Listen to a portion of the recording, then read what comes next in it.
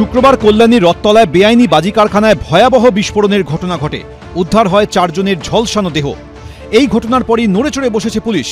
জল আসে না কলে, ঝরঝরিয়ে হরদম জল কেএসবি পাম্প হলে। বিদ্যুৎ সাশ্রয়কারী জার্মান টেকনোলজিতে তৈরি কেএসবি পাম্প। জলের প্রবলেম সেটা আবার কি?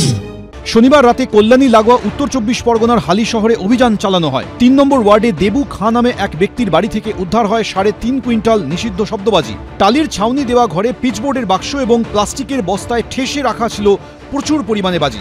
বাড়ির মালিকের খোঁজ মেলেনি। ঘটনায় জড়িত সন্দেহে বিদ্যুৎ হালদার নামে একজনকে গ্রেফতার করে পুলিশ। কোথা থেকে এত শব্দবাজি মজুত করা হলো খতিয়ে দেখা হচ্ছে। অন্যদিকে রবিবার সকালে কল্যাণীর রথতলায় বেআইনি বাজি কারখানার মালিক খোকন বিশ্বাসের বাড়িতে যায় সিআইডির বম্ব ডিসপোজাল স্কোয়াড। বাড়ির ছাদ থেকে প্রচুর বাজি উদ্ধার করা হয়। কিন্তু কল্যাণীতে বেআইনি বাজি কারখানায় বিস্ফোরণে প্রাণহানির পরেও কিভাবে হালি শহরে জনবহুল এলাকায় এত বাজি মজুত করা হলো? এতদিন পুলিশ কি করছিল? কোথায় ছিল নজরদারি? প্রশ্ন উঠছে। সমীরণ পাল ও সুজিত মণ্ডল, এবিপি আনন্দ।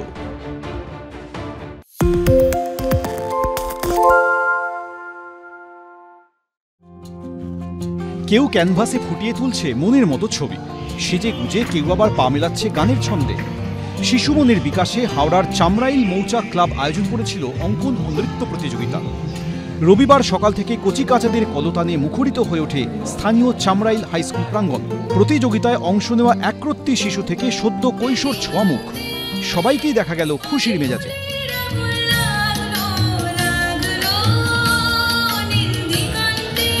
নৃত্য প্রতিযোগিতা হলো, কিরকম লাগলো? তুমি তো অংশগ্রহণ করলে। ভালো। কয়েক বছর ধরে এলাকার শিশু কিশোরদের নিয়ে এই প্রতিযোগিতা আয়োজন করে হাওড়ার চামরাইল মৌচাক ক্লাব। এবারে অঙ্কন ও নৃত্য প্রতিযোগিতা মিলে অংশগ্রহণ করে 8 স্কুল পড়ুয়া।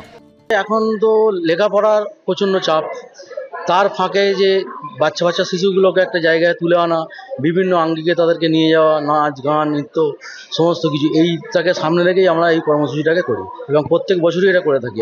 আমাদের অঙ্কন বিভাগ চলে, নৃত্য বিভাগ চলে, আবৃত্তি চলে, জুডো ক্যারাটে চলে। মহিলাদের আগামী দিনে নিজেদের নিরাপত্তা রক্ষার সেই দিকটা লক্ষ্য রেখে আমরা ছেলে মেয়ে উভয়দেরই জুডো ক্যারাটে আমরা এই প্রশিক্ষণটাও দিই।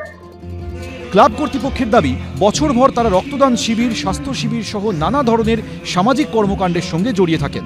আমরা একটা সামাজিক সংগঠন হিসেবে কাজ করে চলেছি।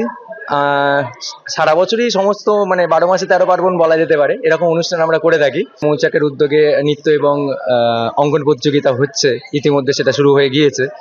তো এই সমস্ত কাজগুলি সারা বছর ধরে আমরা করি। একটা সকল সমাজের কথা মাথায় রেখে সমাজ থেকে নতুন নতুন প্রতিভা তুলে সেইগুলোকে যদি আমরা কোথাও একটা প্রতিস্থাপন করতে পারি, সেটাই আমাদের মুখ্য উদ্দেশ্য হয়। হাওড়ার বাইরে থেকেও অনেক ক্যান্ডিডেট আছে। এটা আমরা ভেবেছিলাম ডিস্ট্রিক্ট লেভেল করব, কিন্তু এবার কেউ যদি বাইরে থেকে চলে আসে তাকে তো আমরা বলতে পারি না। তো সকলেই সাদর আমন্ত্রণ জানানো হয়েছে। প্রতিযোগিতা শেষে কৃতীদের হাতে তুলে দেওয়া হয় পুরস্কার। সুনীত হালদার, এবিপি আনন্দ, হাওড়া।